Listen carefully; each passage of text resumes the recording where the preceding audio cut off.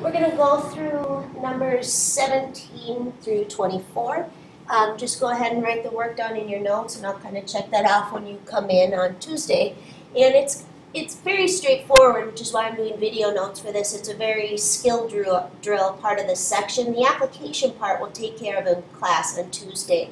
So we covered last week that when we do the derivative of e to the x, we get e to the x back, and we proved that, and we did a lot of problems with it. So it does follow naturally, since the integration is the inverse function of the derivative, that if I integrate e to the x, I'm going to get e to the x back, obviously plus some constant, because the derivative of this is e to the x. So it's basically the exact same thing we were doing in the last section. The only difference is we're going to be integrating, and again this applies also with e to the u. That would be e to the u plus c.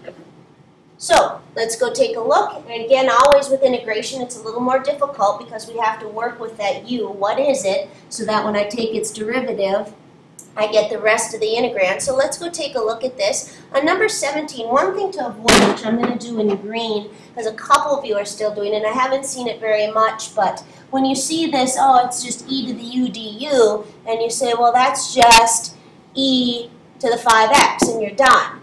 But mind that that is e to the u dx. It's not e to the u du. So you do need to do that whole u substitution process. Hopefully you're getting used to the little things that always happen with it, but let's go with this one, and my u would be 5x. My du, consequently, would be 5 dx. And again, that's giving me e to the u times 5 dx. Well, I don't want that, so we take 1/5 of both sides, and we get our dx. So really what I end up here is 1/5 e to the u du. And again, what that means is I'd have 1/5. The integral of e to the u is e to the u itself. Right back up here, so a little back substitution. It'd be 1/5 e to the 5x, and then don't forget, when we integrate, we need that arbitrary constant on there. So there's number 17. Number 18, again, when we integrate and do derivatives, we like to take that constant out front. You don't have to, but I think it makes it a little easier to work with. So on this one, again, we're looking for e to the u du, so our obvious choice for u would be 1 minus x. We'll take our derivative of that, so our du would be -1 dx. Again, we want to get e to the u du, not e to the u negative du, so we are going to make sure this right here, sitting there, we are going to go divide or multiply both sides by -1, whatever you like better, and we get this. All right, so when we clean that up, we're going to have -4 times the integral of e to the u du. And this is, again, our goal today, is to try to create that with our u substitution. So I get -4 e to the 1 minus x plus our c. All right, moving right along. I think you guys get the hang of it. We've been doing these enough that it's pretty straightforward. I can probably skip number 19. Obviously, your u is x squared, your du is 2x dx. It's exactly what you want, so that one would be easy for you. Move on over here to number 20. For some reason, my eraser won't activate. There it goes. All right, so for number 20, let's take a look at what we've got here. Sometimes when they're written as fractions like this, I think you might want to break them apart. And again, I see a constant of a half that I'm going to pull out front. Do I have to? No. But I kind of like to do that. So I'm going to say it's e to the 1 over x, just for cleanup purposes. You don't have to do this. Times 1 over x squared dx. And I think that makes it a little easier to see what you're doing. So obvious choice for you would be your 1 over x, which is really x to the -1. And when we do our du, we'll get -1 x to the -2, or -1 over x squared dx. That's really close to what I want. I would like to have 1 over x squared dx. So again, we're going to take the opposite of both sides over here. and I've created exactly what I want to get. I now have e to the u, and I have this whole chunk as being negative du. So it pulls that negative out front. Again, if I go like this is negative du. So I'm going to pull that negative out front. I think most of you have the hang of that really well. So I'm at negative 1/2 the integral of e to the u du.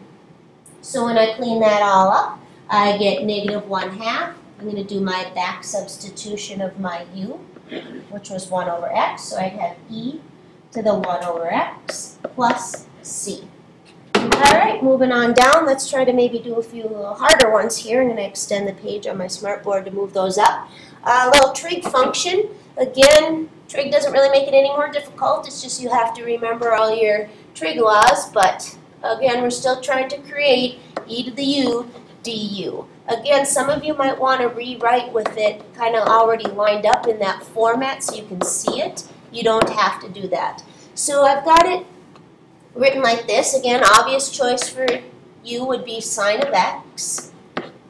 What is the derivative of sine? It's directly cosine x dx. So I've got exactly what I want here. I've got my e to the u, and then I've got exactly du. So no need to have anything else introduced here. I just have e to the u du. And using my property above and some back substitution, I get e to the sine x plus c. And again, you can always check these by taking the derivative also. Might be worth your while on a couple of them because you might want to do that on the test. I'm not going to do that now for time purposes. But let's go take a look at number 22. Again, what I'm going to do with this one is I'm going to write it split up. Don't have to.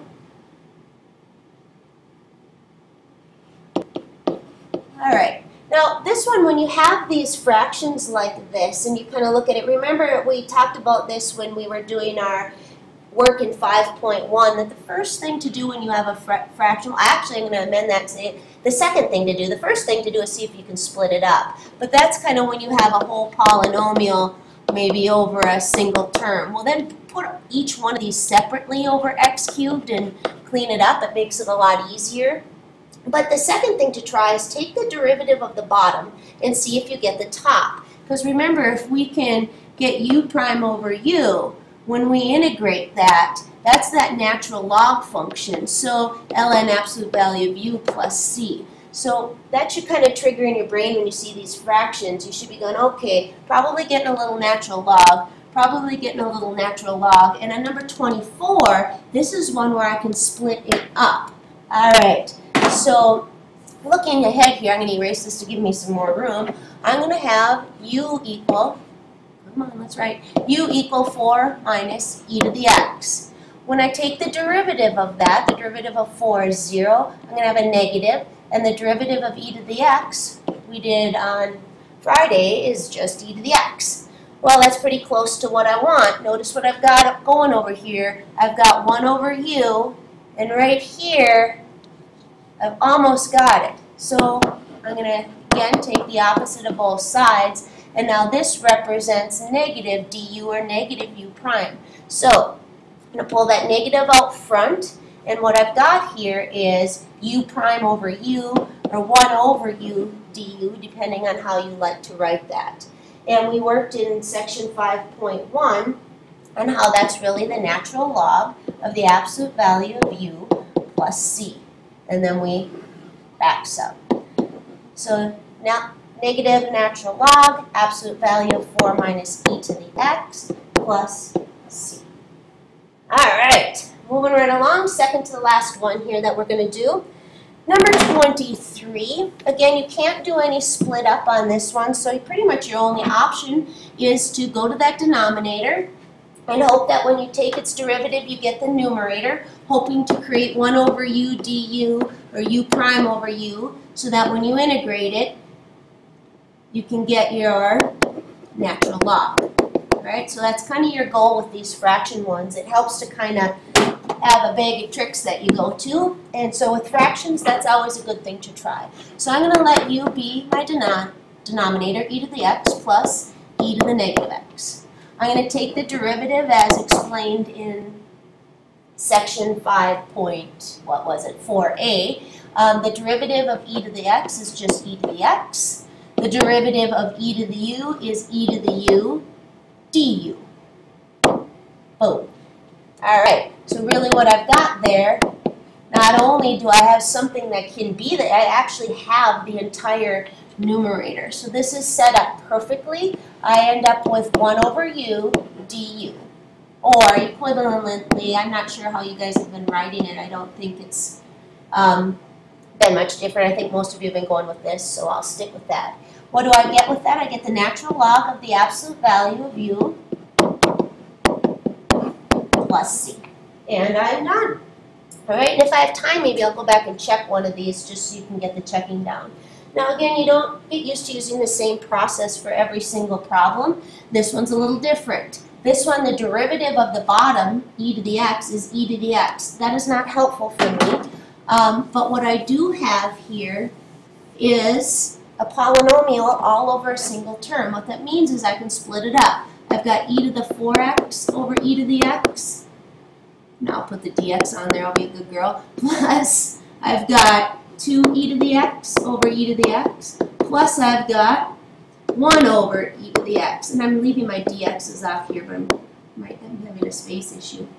All right, so we're going to go do each of those separately. Well, let's go clean them up first. On the first one, our rules of exponents say that when you divide, you subtract the exponents. So with this first one, I really get e to the 3x dx when I clean it up.